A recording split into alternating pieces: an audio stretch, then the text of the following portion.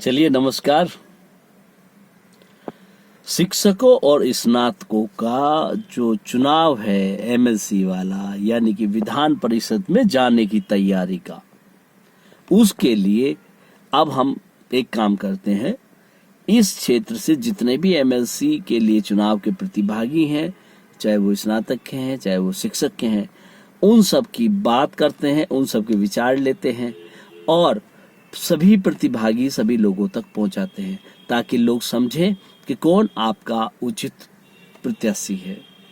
तो चलिए सबसे पहले शुरुआत करते हैं हम। अभी तक 8 बार विधायक रह चुके, एमएलसी का पद पर रह चुके, पिछले लगभग 50 सालों से अनुभवी व्यक्ति से माननीय ओम प्रकाश शर्मा जी से चलिए करते हैं बात, उनके लेते हैं विचारों का साथ। इसी प्रकार से हम एक एक करके बाकी सबके भी अनुभव को शेयर करेंगे आपके साथ।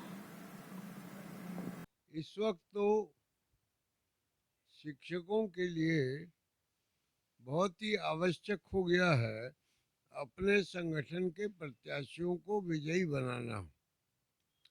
कारण ये है कि सरकार जो हमने अब तक कुर्बानियां करके प्राप्त किया था, उस सब को एक एक करके छीन रही है। जैसे डीए छीन लिया, 3 किस्तें खत्म हो गई। डीए में जो बढ़ोतरी होनी थी वो 3 किस्तें अभी तक पूरी तरह छीन ली गई। हमारा कहना है कि सरकार अगर इकोनॉमी, अपनी अर्थव्यवस्था को ठीक करना चाहती है तो ग्राहकों को परचेजिंग पावर तो दो, तभी तो आगे बढ़ेगी। खैर, वो बात अलग हुई। लेकिन इधर जो हमारी उपलब्धियां हैं, वो उपलब्धियां जो जिस तरह की नीति सरकार की है, वो नीति है कि जो पाया है हमने उसको धीरे धीरे कम करने की, इसलिए कि संगठन अभी शक्तिशाली है। जब संगठन और कमजोर हो जाएगा तो पूरी तरह छीन ली जाएगी। इस वक्त तो बिल्कुल ये है कि कोरोना का नाम आ गया। कोरोना के कारण वो ये समझते हैं कि शिक्षक इस कोरोना के नाम से वो अपना सब कुछ दे सकता है। ठीक है, वो समझते रहे, लेकिन आखिर शिक्षक को जो कुछ पाया है उसकी रक्षा करनी है, नंबर 1। नंबर 2 कि जो आगे बढ़ने के लिए हमेशा कुछ न कुछ करना होता है। संगठन है तो संगठन के रास्ते से आगे बढ़ते हैं। आगे बढ़ने के लिए रोक हो गई पूरी तरह से कि कोई भी अब इस तरह के आदेश हो रहे हैं कि कोई भी मुर्दाबाद का नारा ही नहीं लगा पाएगा। कि अगर हम कहें कि इनकलाब जिंदाबाद, और जो हमारी सरकार है उसके बारे में कोई इस तरह के कठोर शब्द कह दे तो वो देशद्रोही माना जाता है।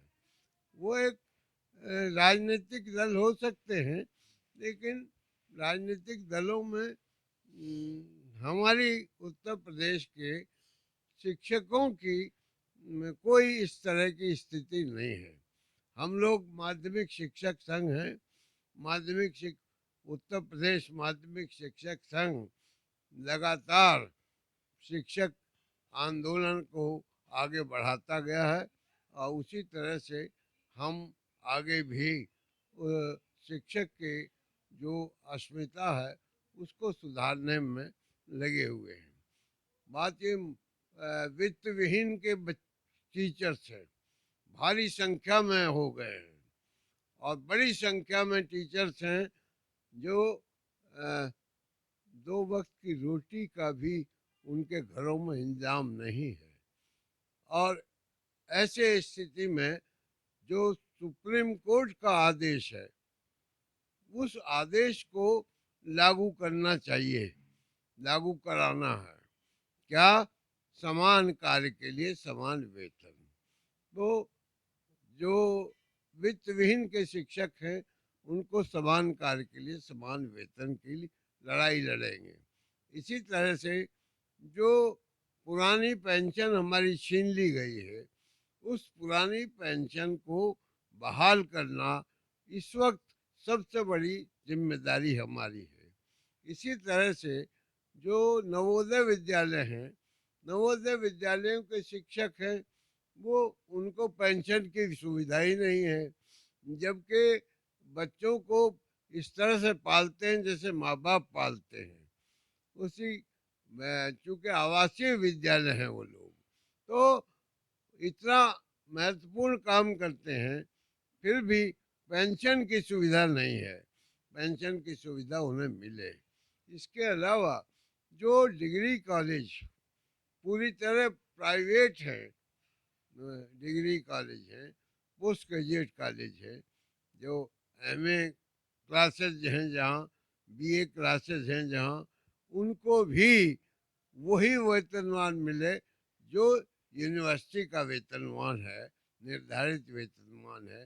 ये फिलहाल की यही हमारी जो कार्यक्रम है वो है कि ये सब लेकर के हम लोग आंदोलन छेड़ेंगे कि सबको समान वेतन मिले, डिग्री कॉलेज वालों को भी, अपने दूसरे जो जो जो एडेड विद्यालय हैं, जो सरकारी विद्यालय हैं, उनके समान वेतन उनको भी मिले क्योंकि काम वही है, समान कार्य समान वेतन।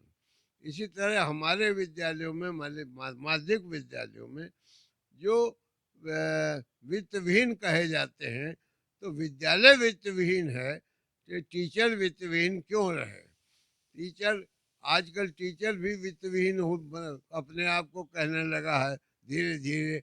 वित्त विहीन शिक्षक वित्त विहीन शिक्षक नहीं है, वित्त विहीन विद्यालय है और विद्यालय का उत्तरदायित्व है कि वो वेतन पूरा दे, समान कार्य समान वेतन।